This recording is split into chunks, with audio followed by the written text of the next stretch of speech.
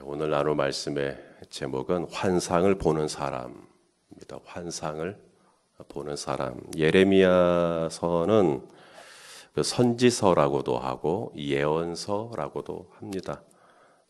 예레미야만 그런다는 게 아니고요. 모든 선지서를 예언서라고도 합니다.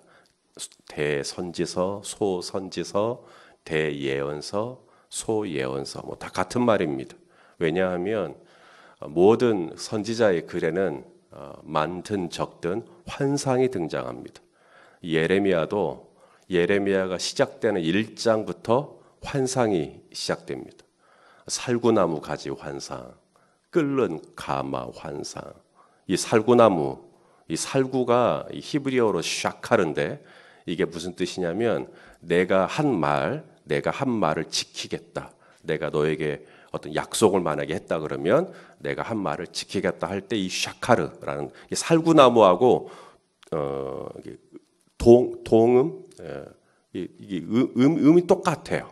단어가 똑같아요.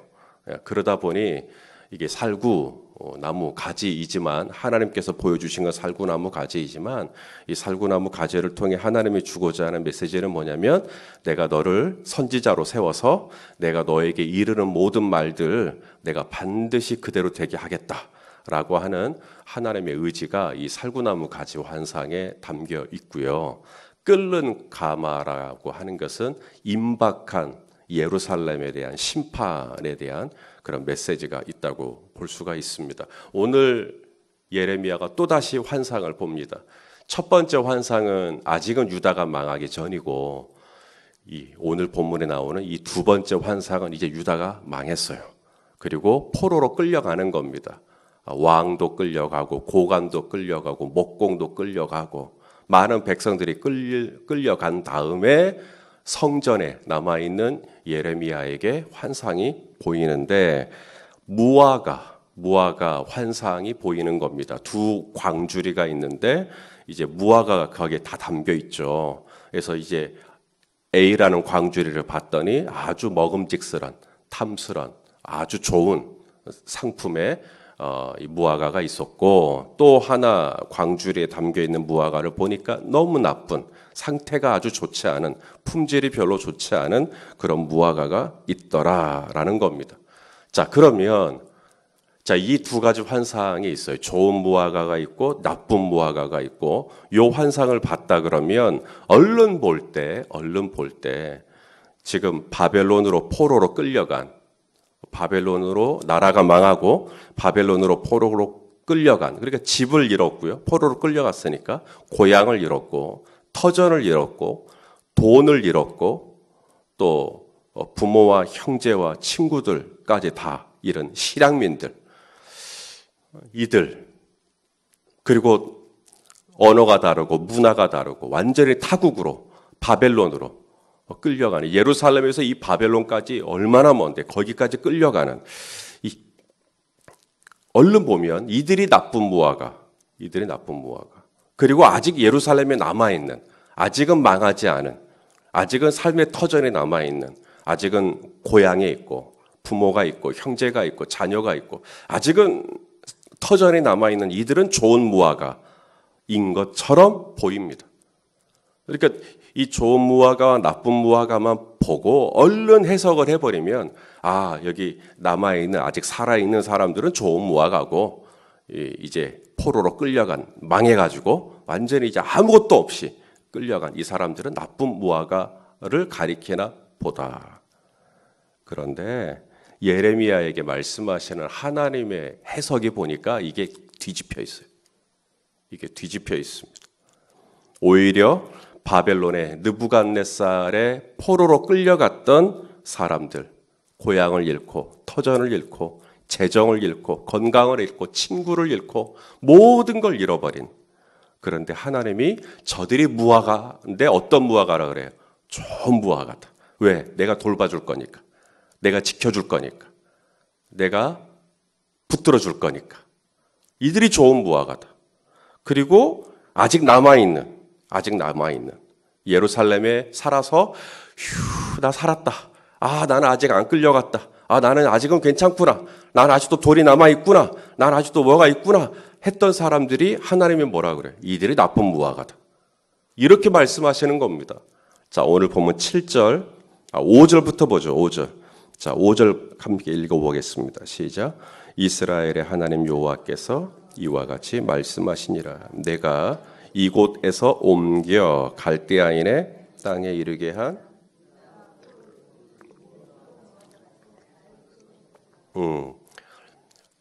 바벨론으로 갔던 이 유다의 포로가 좋은 무화과가 될 거다. 그렇죠? 자, 8절도 보십시오. 8절. 자, 시작. 여호와께서 이와 같이 말씀하시니라. 내가 유다의 왕 시드기야와 그 고관들과 예루살렘의 남은 자로서 이 땅에 남아있는 자와 애굽 땅에 사는 자들을 나빠서 먹을 수 없는 이 나쁜 무화과 같이 버리겠다. 우리 성도님들도 환상을 볼 때가 있죠. 저도 가끔 환상을 봅니다. 이 환상을 볼 때 조심해야 할 게 있습니다. 해석입니다. 해석을 자의적으로, 임의적으로 그냥 딱 좋은 무화과, 나쁜 무화과. 아, 이건 끌려간 거구나. 여기는 나쁜 거구나. 아, 여기는 좋은 거구나. 남아있으니까. 이렇게 풀어버리면 안 된다는 이야기입니다. 내게 환상을 보여주신 분이 하나님이시라면 그 환상을 풀어주시는 권한도 하나님께 있습니다. 내가 풀면 안 돼요. 하나님 무슨 뜻입니까? 하나님 무슨 뜻입니까? 물으셔야 돼요. 자, 창세기 40장 8절 말씀 보겠습니다. 창세기 40장 8절. 자, 읽어보시죠. 시작. 그들이 그에게 이르되 우리가 꿈을 꾸었으나 이를 해석할 자가 없도다. 요셉이 그들에게 이르되 해석은 하나님께 있지 아니하니까 청하건대 내게 이루소서. 따라서요. 해석은 하나님께 있다. 예레미야의 환상도 보십시오. 예레미야가 임의로 주관적으로 본인 개인적인 생각으로 환상의 의미를 해석해버리지 않습니다. 예레미야의 주관은 하나도 개입되지 않아요. 오직 모든 해석을 하나님이 다 풀어주십니다. 좋은 무화과가 어떤 의미인지, 나쁜 무화과가 무슨 의미인지. 4절에 여호와의 말씀이 또 내게 임하니라. 여호와의 말씀이 또 내게 임하니라. 이게 무슨 말이에요? 하나님이 직접 해석해 주셨다는 거예요. 하나님이 직접 해석해 주셨다. 자, 사도 바울이 전도 여행을 마치고 예루살렘으로 돌아갑니다. 많은 사람들이 예루살렘으로 돌아가는 바울을 위해서 기도하다가 환상을 봐요. 어떤 환상? 환난과 결박을 당하는 환상이요. 당신 이번에 예루살렘 가면 큰일 난다. 큰일 난다. 빌립 집사, 초대교회 7집사 중에 한 사람이었던 빌립 집사의 딸이 넷이 있는데 넷이 다 예언하는 은사를 가지고 있어요. 딸들이 전부 다 말립니다. 혹시 바울을 삼촌이라고 불렀을까요? 삼촌, 이번에 올라가면 안 돼요. 저희가 기도했는데 올라가면 안 돼요. 아가보라는 선지자는 친히 바울이 있는 곳까지 와서 자기가 본 환상을 이야기합니다. 바울이 허리에 띠고 있던 띠를 풀어서는 자신의 손을 묶어요. 당신 올라가면 이렇게 됩니다. 가지 마십시오. 자, 환상은 다 봤어요. 환난과 결박이라는 환상, 고문과 학대를 받는 아주 모진 환상을 봤어요.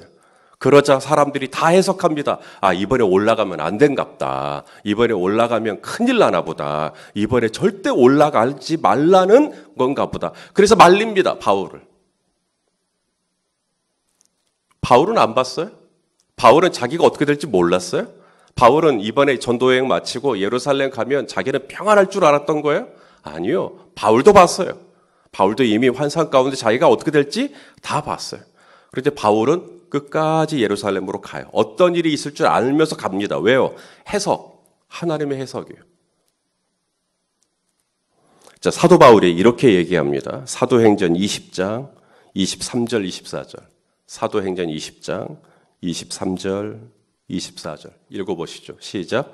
오직 성령이 각 성에서 내게 증언하였다. 누가? 성령이요. 그러니까 사도 바울은 이미 성령이 자기에게 증언했대요. 증언, 디아마르티로마. 이게 뭐냐면 성령님이 이미 나에게 어떤 일이 있을지 경고해 주셨다는 거예요. 사인을 다 주셨다는 거예요. 성령이 이미 각 성에서 나에게 말씀하셨다. 뭐라고 말씀하셨다고 해요? 결박과 환난이 너를 기다린다. 성령이 이미 말씀하셨다는 거예요.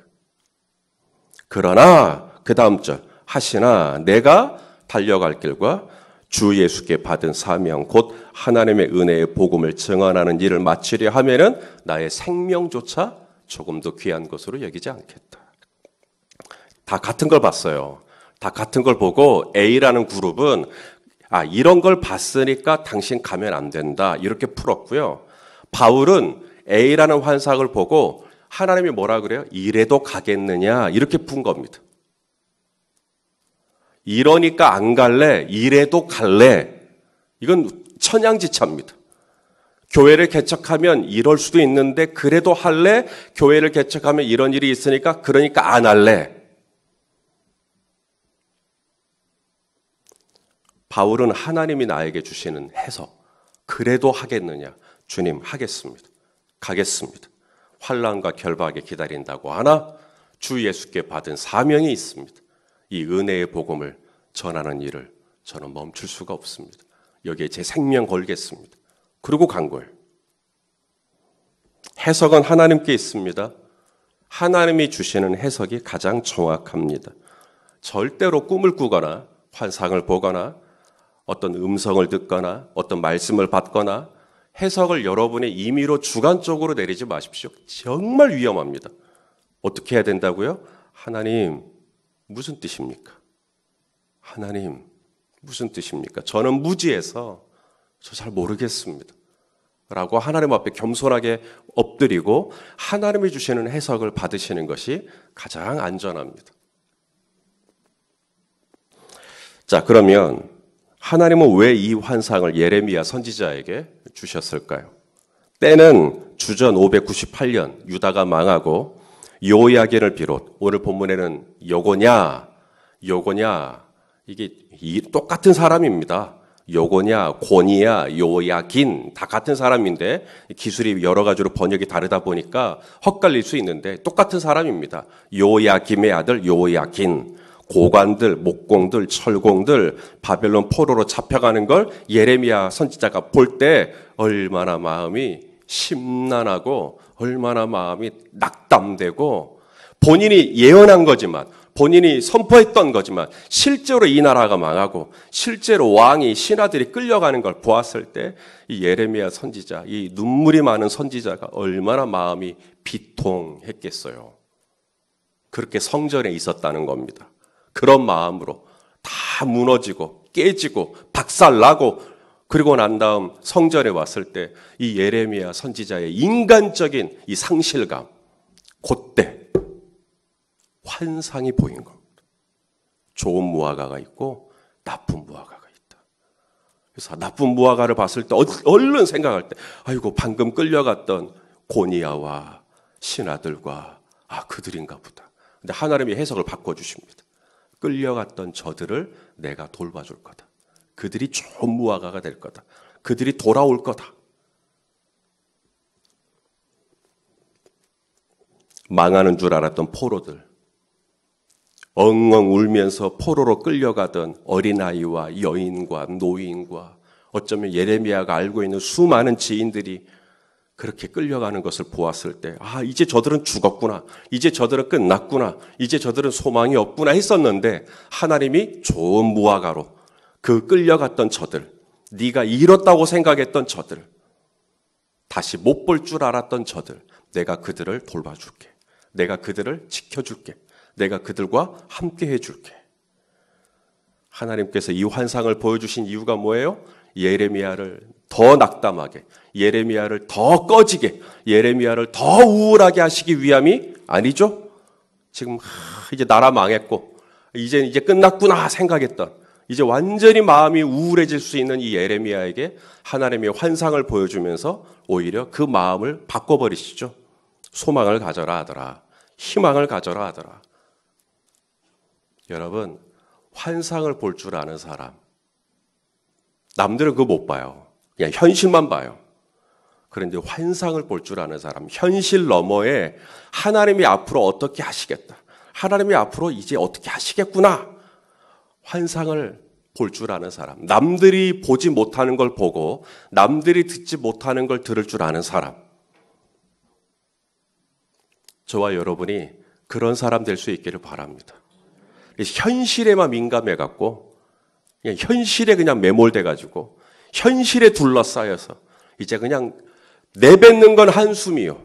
치는 건 가슴만 치는 그런 사람 말고 그런 상황 가운데 있다면 오늘 여러분에게 필요한 것은 이 현실을 타개할 만한 통장 잔고의 동그라미 숫자가 늘어나는 것이 아니라 지금 당신의 마음이 다운되어 있고 당신의 마음이 우울해져 있고 당신의 마음이 지금 어두워져 있다면 우리에게 가장 필요한 것은 환상입니다. 하나님으로부터 오는 환상, 하나님이 주시는 비전, 하나님이 주시는 소망, 하나님이 주시는 위로. 그래서 이 환상을 보는 사람은 골방에 딱 들어갔다가 환상 딱 보고 나올 때는 환하게 나오는 거예요. 우리 아버지는 분명히 저 방에 들어가기 전에는 얼굴이 어두웠는데 저 방만 들어갔다 나오면 얼굴이 바뀌네. 왜요? 환상 봤거든요. 비전 받았거든요. 약속 받았거든요. 내가 돌봐줄게. 내가 좋은 무화가 되게 해줄게. 그러면 예레미야는 다시 찬송할 수가 있는 겁니다. 우리 시편 42편 11절 우리 한번 읽어보겠습니다. 시편 42편 11절. 오늘 별나 좀 늦게 뜨네요. 좀 빨리빨리 좀 해주세요. 자, 읽어봅시다. 시작.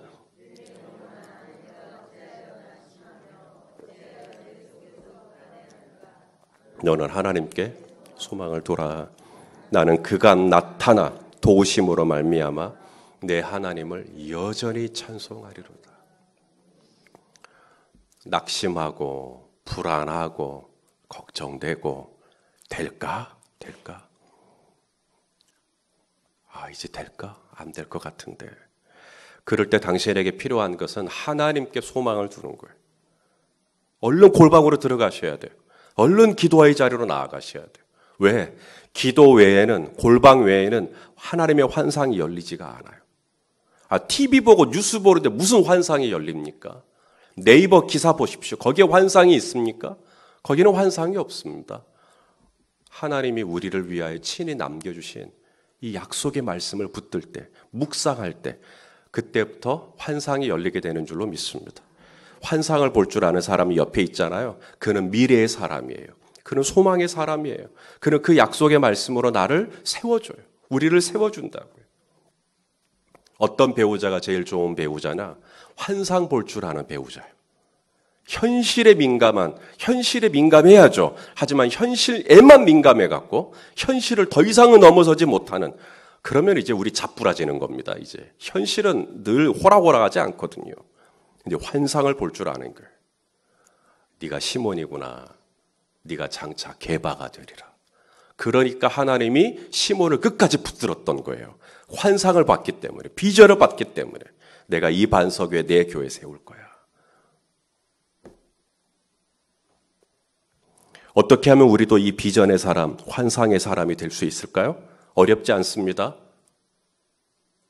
방법이 있습니다. 환상의 사람, 비전의 사람이 될 수 있는 방법, 성령 충만입니다. 자, 사도행전 2장 17절 우리 한번 읽어봅시다. 사도행전 2장 17절 시작.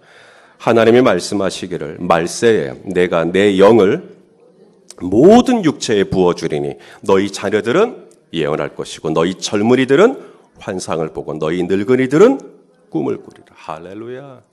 과거는 없습니다. 성령의 사람은 과거 없어요. 예언, 꿈, 환상 전부 다 미래입니다. 그러니까 성령 충만하면 환상이 열리고 예언이 나오고 좋은 말이 나오고 어떤 낙심할 만한 상황인데도 하나님이 지켜주신대. 하나님이 도와주신대. 하나님이 보호해 주신대. 하나님이 살펴 주신대. 하나님이 지켜 주신대. 하나님이 인도해 주신대. 하나님이 도와주신대. 할렐루야. 자, 오늘 하나님이 뭐라고 위로해 주시는지, 뭐라고 소망을 주시는지 이제 6절을 보겠습니다. 6절. 자, 6절. 이것 때문에 예레미야가 사는 거예요. 자, 읽어봅시다. 시작. 내가 그들을 돌아보아 좋게 하며 그 다음에 다시 이 땅으로 인도하여 세우고 헐지 아니하며 심고 뽑지 아니하겠고. 예레미야가 이 말씀 받았을 때 여기다가 밑줄을 한 200번은 그었을 거예요. 너무 좋아가지고. 얼마나 좋은 약속의 말씀이에요. 여기서 주어가 누구예요? 네가 그렇게 하라는 거 아니에요. 내가 그렇게 하겠다는 거예요. 하나님이 그렇게 하겠다는 거예요. 할렐루야.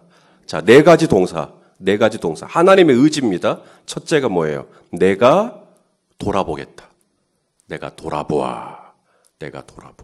이 돌아보아라는 말이 히브리어로 아인이라는 단어인데 이거 눈. 우리가 영어로 아이 그러죠? 히브리어로 아인입니다. 아인. 이게 하나님이 내가 눈동자, 내가 눈으로 항상 저들을 지켜보겠다는 거예요. 그게 돌보겠다는 얘기입니다. 포로로 끌려간 저들, 고향을 잃은 저들, 삶의 터전을 잃은 저들, 이제 바벨론의 낯선 문화와 환경 속에서 적응해야 되고 포로로 아주 구차한 인생을 살게 될 저들을 내가 내버려 두지 않고 내 눈동자처럼 내가 지키겠다. 신명기 23장 10절에 여호와께서 그를 황무지에서 짐승이 부르짖는 광야에서 만나시고 호위하시며 보호하시며 뭐처럼 자기 눈동자같이 지키셨도다. 할렐루야. 그렇게 지키겠다. 두 번째 하나님의 의지가 뭐죠? 내가 인도하여 다시 이 땅으로 인도하겠다. 두 번째 동사입니다. 내가 인도하겠다. 세 번째, 내가 세우겠다. 내가 세우고 헐지 않겠다. 건설하겠다는 이야기입니다. 황폐하게 된 이 가나안 땅, 이스라엘 땅을 내가 다시 세우겠다. 마지막, 심겠다. 내가 심고 뽑지 않겠다. 여러분, 이 네 가지 하나님의 의지, 네 가지 하나님의 동사를 절대로 잊어버리지 마십시오. 사도 바울이 빌립보 교회에 편지를 쓸 때 감옥에 있었어요. 이 빌립보 교회에 편지를 쓸 때 그 편지 서문에 보면 내가 너희를 위하여 기도하노니, 이게 빌립보 교회 성도들을 위해서 기도를 하는 겁니다. 기도를 할 때 바울이 했던 기도 중에 하나가 뭐냐면 너희의 마음의 눈이 밝아졌으면 좋겠다. 너희 마음의 눈이 밝아져. 이게 무슨 말이에요? 나는 너희가 환상불출하는 사람이었으면 좋겠다는 이야기예요. 영안이 열렸으면 좋겠다는 이야기입니다. 자, 그러면 영안이 열리면 마음의 눈이 밝아지면 어떻게 되는가? 자, 보시죠. 빌립보서 1장 18절입니다. 자, 읽어보시죠. 시작. 빌립보서 1장 18절이 저겁니까? 죄송합니다. 에베소서네요. 에베소서 1장 18절. 제가 빌립보 교회라고 했군요. 죄송합니다. 에베소 교회입니다. 자, 에베소 교회, 에베소서 1장 18절 읽어보시죠. 시작. 너희 마음의 눈을 밝히사 그의 부르심의 소망이 무엇이며 이 부분이요. 성도 안에서 뭐예요? 기업의 영광의 풍성. 예, 우리나라 말이 되게 어려워요. 분명히 한국말인데 번역은. 뭔 뜻인지 감이 잘 안 와요. 그 기업의 영광의 풍성. 성도 안에 있는, 저와 여러분이 성도가 됐어요. 성도가 되면 저와 여러분에게 보장된, 약속된, 그게 기업이거든요. 성도가 되는 순간, 여러분이 어느 회원을 가입하는 겁니다. 회원에 가입하는 순간 회원 특전이라는 게 주어져요. 회원에게 주어진 어떤 특전들. 마찬가지로 성도가 되는 순간 성도에게 주어지는 특전, 그 기업의 영광의 풍성. 세상에 나는 뭘 모르고 그냥 이 회원 가입을 했는데 이게 날마다 나에게 뭐가 터지는 거예요. 나는 그런 것 그렇게까지나 이 회원에 가입하고 내가 그런 특전을 누릴 줄은 몰랐죠. 성도 안에 있는 그 영광의 기업의 풍성. 어떤 거예요? 내가 너를 돌아보겠다. 이제 너는 내 시선에서 절대 빠져나갈 수 없다. 내가 너를 눈동자같이 지키고 호위하고 보호하겠다. 두 번째가 뭐예요? 내가 너를 인도하겠다. 내가 너를 세워주겠다. 내가 너를 심겠다. 이 하나님의 의지요. 그게 성도의 기업이에요. 여러분과 저에게 약속된 하나님이 이렇게 하겠다, 내가 이렇게 되게 하겠다라고 하는 하나님의 강력한 의지입니다. 이것을 볼 수 있는 눈이 열리면, 이것을 볼 수 있는 환상이 열리면 어떤 낙심되는 상황에서도 고개 들 수 있겠죠. 하나님, 저 보고 계시죠? 하나님, 저 인도하실 거죠? 하나님, 저 세워주실 거죠? 하나님은 심고 뽑지 않으실 거잖아요. 하나님 도와주실 줄로 믿습니다. 그렇게 환상이 딱 열리고 나면 이제 골방 나올 때는 웃으면서 나오는 거예요. 여보, 괜찮아. 흔들리지 마. 하나님이 도와주실 거예요. 환상을 볼 줄 아는 사람, 저와 여러분 다 되시기를 예수님의 이름으로 축원합니다.